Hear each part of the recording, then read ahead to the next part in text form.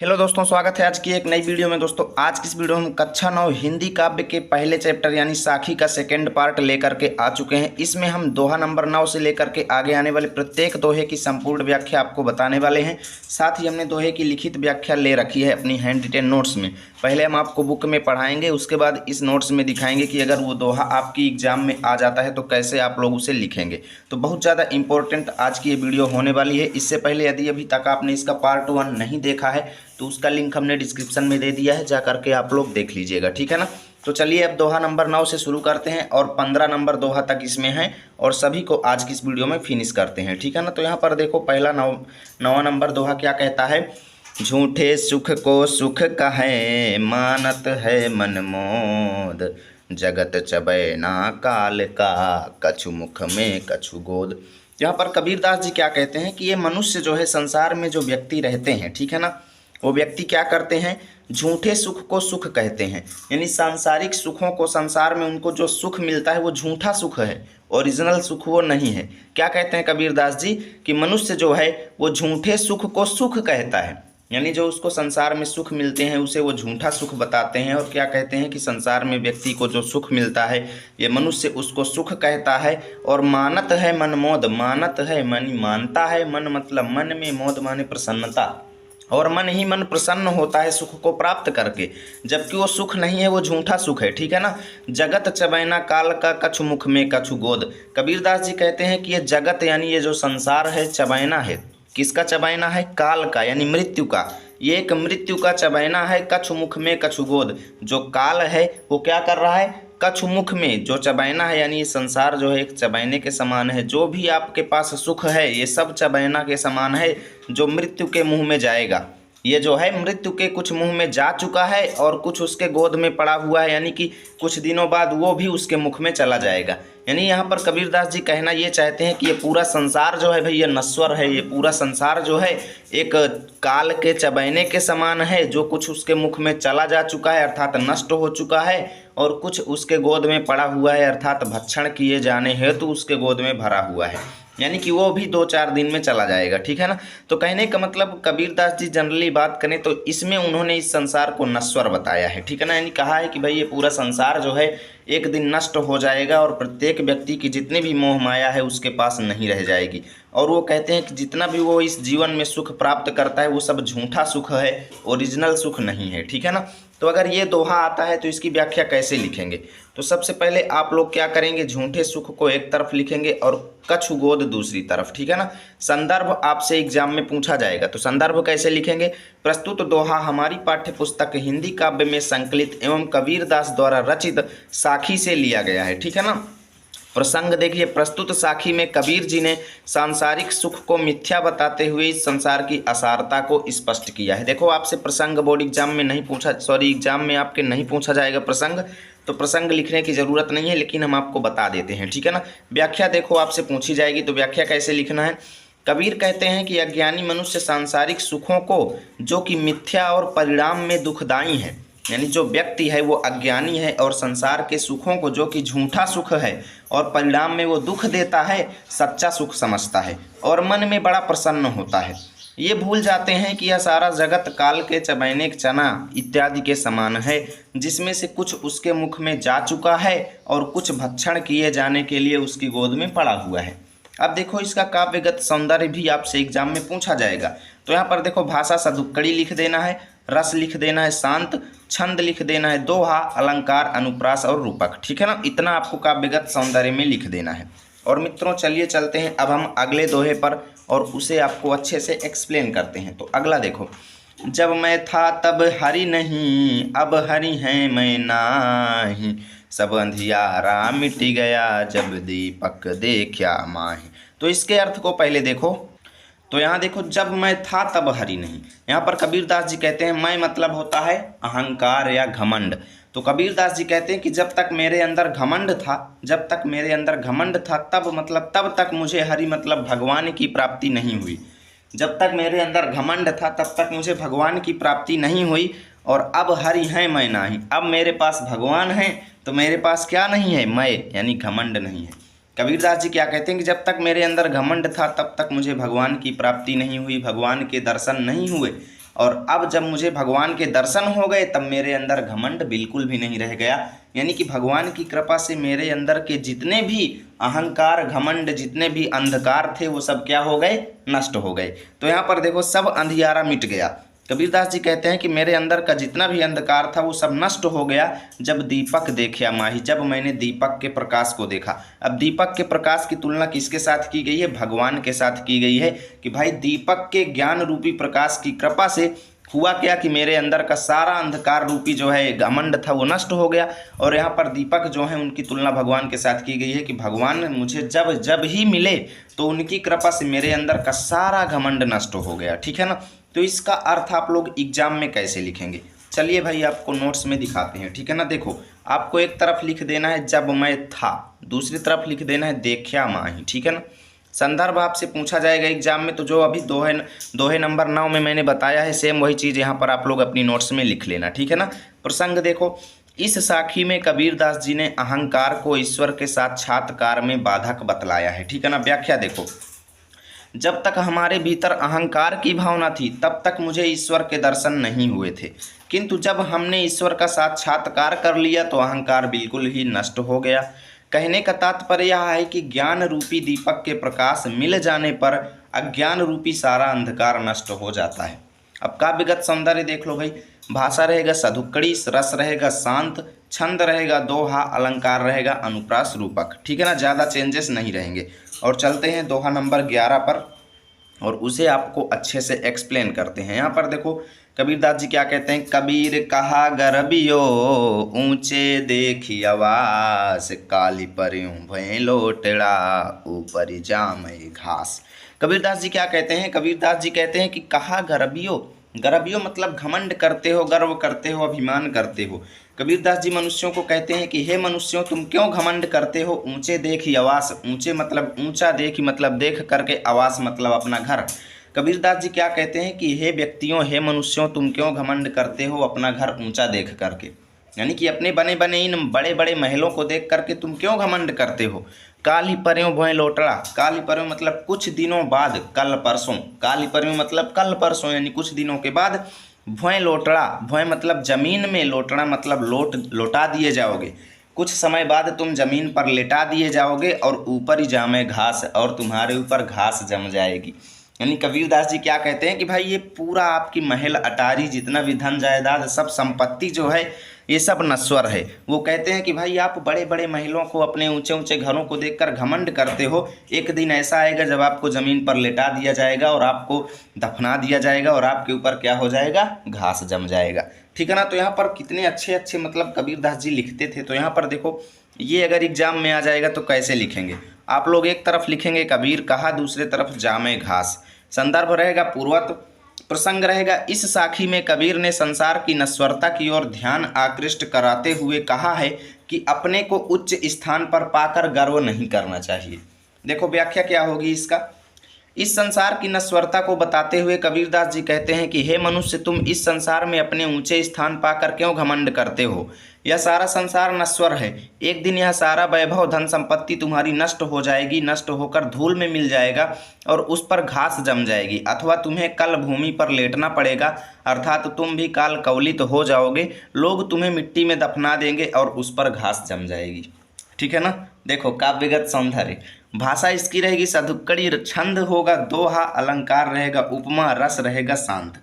चलो मित्रों चलते हैं दोहा नंबर 12 पर। अभी तक कई कंजूस वीडियो को लाइक नहीं किए होंगे, कर देना भाई। देखो यह ऐसा संसार है जैसा शैम्बल फूल, दिन दस के व्यवहार को झूठे रंग न भूली। देखो कितना ज़्यादा इम्पोर्टेंट है ये। यहाँ पर कबीरदास जी कहते हैं कि ये एक संसार ऐसा है, कबीरदास जी क्या कहते हैं कि यह संसार ऐसा है कि जैसा सेमल फूल, सेमल का फूल आप लोग देखे होंगे, सेमल का पेड़ जो है आपके इलाके में होता होगा, आप लोग देखे होंगे कितना अच्छा अच्छा उसका फूल जो होता है लाल कलर का, बहुत ही अच्छा लगता है दिखने में। तो कबीरदास जी कहते हैं कि ये संसार इस प्रकार है जिस प्रकार सेमल का फूल होता है। ये पूरा संसार जो है सेमल के फूल की भांति है इसलिए दिन दस के व्यवहार को झूठे रंग न भूले। दिन दस के व्यवहार का क्या मतलब है? यहाँ पर कबीरदास जी क्या कहते हैं कि आप जो लोगों से व्यवहार बनाते हैं, बातचीत करते हैं, उसे झूठे रंग न भूलिए। इस संसार की मोह माया में पड़कर आप उसको मत भूलिए, यानी आप लोगों से मिलजुल करके रहिए। कबीरदास जी कहते क्या कि देखो यहाँ पर सेमल फूल क्या होता है? सेमल का फूल होता है, आप लोग देखते हैं कि तोता जो होता है सेमल के फूल पर मुग्ध हो जाता है, मोह में पड़ जाता है और सेमल के फूल को प्राप्त करने की सोचता है। लेकिन होता क्या है भाई कि सेमल के फूल को जब वो प्राप्त करता है तो उसमें कोई महक ही नहीं होती है, ठीक है ना। तो तोता क्या हो जाता है? दुखी हो जाता है। तो कबीरदास जी वही कहते हैं कि ये संसार ऐसा है जैसा सेमल का फूल, अर्थात इस संसार में कोई भी महक नहीं है, कोई भी महत्व नहीं है इस संसार में, ठीक है ना। कोई भी उपलब्धियां नहीं हैं। दिन दस के व्यवहार को झूठे रंग न भूले। इसलिए हे मित्रों, इस संसार के झूठे रंग में पड़ करके, मोह माया में पड़ करके अपने व्यवहार को, अपने लोगों से प्रेम व्यवहार को मत तोड़िए, ठीक है ना। तो कबीरदास जी देखो भाई, आप लोग इसको रियल लाइफ में उतारना, ठीक है ना। और व्यवहार करने के लिए हमारी वीडियो को लाइक कर देना, ठीक है ना। यहाँ पर देखो आप लोग एक तरफ लिखेंगे यह ऐसा संसार है, दूसरी तरफ न भूली, ठीक है। संदर्भ रहेगा पूर्वत, प्रसंग रहेगा। इस साखी में कबीर ने संसार को सेमल का फूल बताते हुए अल्पकालीन सांसारिक रंगीनियों में न फंसने का उपदेश दिया है, ठीक है ना, यानी मोह माया में न फंसने का उपदेश दिया है। व्याख्या देखो, संसार की असारता को बतलाते हुए कबीरदास जी का कहना है कि यह संसार सेमल के फूल के भांति सुंदर और आकर्षक है। आगे क्या कहते हैं? किंतु इसमें कोई गंध नहीं है। जिस प्रकार से तोता सेमल के फूल पर मुग्ध हो उसके सुंदर फल की आशा में उस पर मंडराता रहता है और अंत में उसे निस्सार रोई ही हाथ लगती है, यानी सेमल का फूल जो है फूट जाता है और उसे रोई मिलती है, ठीक है ना। ठीक उसी प्रकार यह जीव इस संसार की अल्पकालीन रंगीनियों यानी मोह मायाओं में भूला हुआ है। उसे इस झूठे रंग में सच्चाई को नहीं भूलना चाहिए, कबीरदास जी कहते हैं। काव्यगत सौंदर्य देखो, अलंकार रहेगा उपमा, क्योंकि उपमा की गई है फूल की, तो फूल की जो है संसार के साथ, ठीक है ना। भाषा सदुक्कड़ी है, रस रहेगा शांत, छंद रहेगा दोहा, ठीक है ना। छंद तो सभी में दोहा रहेगा। चलो मित्रों चलते हैं नेक्स्ट पेज पर और आपको दोहा नंबर 13 को समझाते हैं अच्छे तरीके से। तो यहाँ पर देखो दोहा नंबर 13 आप सभी को स्क्रीन में दिख रहा है। इहो सरि चेत्या नहीं, पशु ज्यों पाली दे, राम नाम जान्या नहीं, अंति पड़ी मुख से। यहाँ पर कबीरदास जी क्या कहते हैं कि इह अवसर चेत्या नहीं, कहते हैं कि हे मनुष्यों, तुमने मनुष्य का जीवन पाया है, मनुष्य का अवतार पाया है, और इह अवसर माने इस समय में तुम चेतते नहीं हो, कोई भी काम चेतते नहीं हो। चेत्या मतलब चेतते नहीं हो, यानी करते नहीं हो। यह अवसर चेत्या नहीं है मनुष्यों, तुमने मनुष्य जाति में जन्म पाया है और इस समय तुम लोग पशु ज्यों पाली दे हैं, कुछ काम करने के लिए चेतते नहीं हो, पशु की भांति अपनी शरीर पाल रहे हो। कबीरदास जी कहते हैं कि पशु की भांति अपनी शरीर पाल रहे हो, राम नाम जान्या नहीं, तुम लोग राम का नाम जो है जपते नहीं हो। जान्या मतलब जपना। क्या कहते हैं कि तुमने मनुष्य की जाति में जन्म प्राप्त करके भी राम के नाम का स्मरण नहीं करते हो। अंत पड़ी मुख से, अंत में तुम्हारे मुख पर भी धूल पड़ेगी, यानी तुम्हें भी मिट्टी में दफनाएंगे और तुम्हारे ऊपर मिट्टी पड़ जाएगी। कबीरदास जी क्या कहते हैं कि अगर इस संसार से बचना चाहते हो तो भैया राम नाम का स्मरण करो, ठीक है ना। कबीरदास जी कहते हैं कि इस समय आप जब मनुष्य की जाति में जन्म पाए हो, पशु की भांति अपने शरीर को पाल रहे हो, आप लोग राम नाम का स्मरण नहीं कर रहे हो, एक दिन तुम्हारे ऊपर भी धूल पड़ जाएगी, अर्थात तुम भी मृत्यु के घाट उतर जाओगे, ठीक है ना। तो इसको कैसे लिखेंगे? चलो भाई दिखाते हैं आपको, ठीक है ना। देखो एक तरफ आप लोग लिख देंगे इह अवसरी, दूसरी तरफ मुख से, ठीक है ना। से मतलब होता है धूल, ठीक है ना, ध्यान से देख लेना। संदर्भ रहेगा पूर्वत, प्रसंग रहेगा प्रस्तुत साखी में कबीर ने कहा है कि यदि मनुष्य योनि में जन्म प्राप्त करके, ठीक, यदि समय रहते ईश्वर स्मरण नहीं किया, ईश्वर नाम, ठीक है ना, ईश्वर नाम स्मरण नहीं किया गया तो हमारा जीवन व्यर्थ है।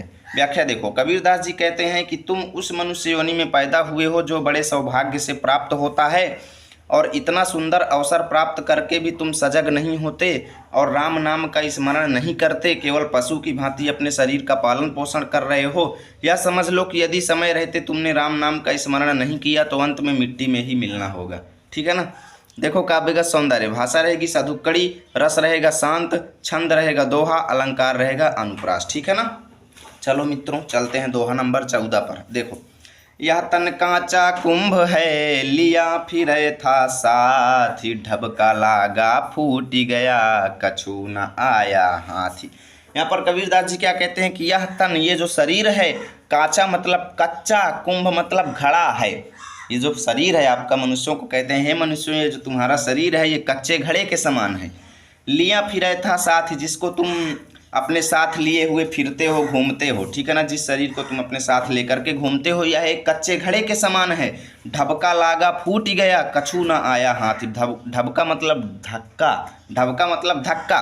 जिस दिन तुम्हें धक्का लग जाएगा ये शरीर तुम्हारा नष्ट हो जाएगा। फूट गया मतलब जब घड़ा है तो भाई जैसे ही धक्का लगेगा घड़ा फूट जाएगा, यानी तुम्हारा शरीर जो है जैसे ही तुमको कोई धक्का होगा तुम्हारा शरीर जो है नष्ट हो जाएगा। और कछु ना आया हाथ ही, और तुम्हारे हाथ कुछ भी नहीं आएगा, ठीक है ना। कबीरदास जी कहते हैं कि भाई ये शरीर नश्वर है, ठीक है ना, इसलिए शरीर को देख कर आप लोग क्यों घमंड करते हो।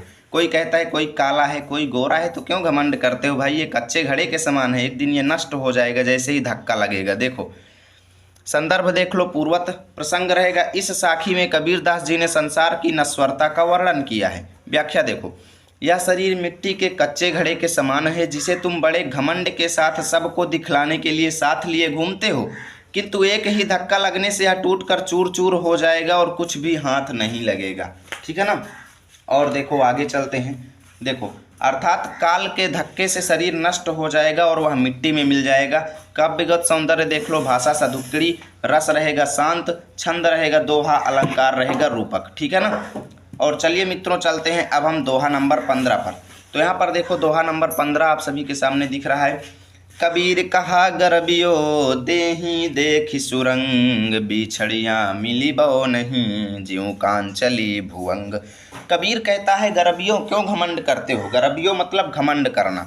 कबीर कहता है कि हे मनुष्यों तुम क्यों घमंड करते हो। देही मतलब अपनी शरीर, देखी मतलब देख करके, सुरंग मतलब अच्छी, यानी अपने शरीर को अच्छा देखकर तुम लोग क्यों घमंड करते हो। यानी कोई कहता है मैं गोरा हूँ और घमंड करता है, कोई कहता है मैं काला हूँ, भाई काला वाला तो घमंड करेगा नहीं।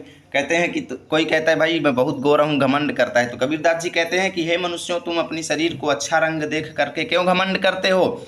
बिछड़ियाँ मिलबो नहीं, ज्यों कांचली भुवंग। बिछड़ियाँ मतलब बिछड़ जाने के बाद, मिलबो नहीं ये शरीर तुम्हें दोबारा नहीं मिलेगी। ज्यों कांचली भुवंग, ज्यों मतलब जिस प्रकार, कांचली मतलब केचुल, भुवंग मतलब सांप की, जिस प्रकार सांप की केचुल छूट जाने के बाद उसको दोबारा नहीं मिलती है, उसी प्रकार ये तुम्हारी शरीर जो है जैसे ही तुमसे बिछड़ जाएगी तुम्हें दोबारा नहीं मिलेगी, ठीक है ना। तुम्हें दोबारा ये शरीर नहीं मिलेगी। इसलिए कबीरदास जी कहते हैं कि तुम क्यों घमंड करते हो, क्योंकि जिस दिन सांप केचुल जो है एक बार छोड़ने के बाद दोबारा प्राप्त नहीं कर पाता, इसी प्रकार ये तुम्हारी शरीर जो है तुमसे बिछड़ जाएगी और तुम्हें नहीं मिलेगी, ठीक है ना।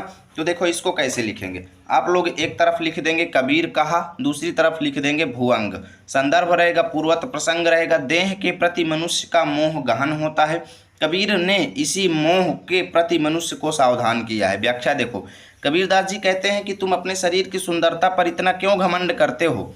तुम्हारा यह घमंड सर्वथा व्यर्थ है। मरने के बाद फिर यह शरीर ठीक उसी प्रकार तुम्हें नहीं मिलेगा, जिस प्रकार अपनी केचुल को एक बार छोड़ देने के बाद सांप को वह पुनः नहीं मिलती है, वह उसके लिए निरर्थक हो जाती है, ठीक है ना। देखो काव्यगत सौंदर्य, भाषा रहेगी सधुक्कड़ी, रस रहेगा शांत, छंद रहेगा दोहा, अलंकार रहेगा अनुप्रास और उपमा, ठीक है ना। तो यहाँ से भैया आपका ये पूरा चैप्टर फिनिश होता है। नेक्स्ट चैप्टर को भी हमने ऑलरेडी पढ़ा दिया है, लिंक डिस्क्रिप्शन में दे दिए हैं। अभी तक आपने नहीं पढ़ा है तो भैया जाइए डिस्क्रिप्शन चेक कीजिए, लिंक को क्लिक कीजिए और वीडियो को देखिए और लाइक और शेयर कीजिए। मिलेंगे आपके साथ नई वीडियो में, तब तक के लिए जय हिंद जय भारत।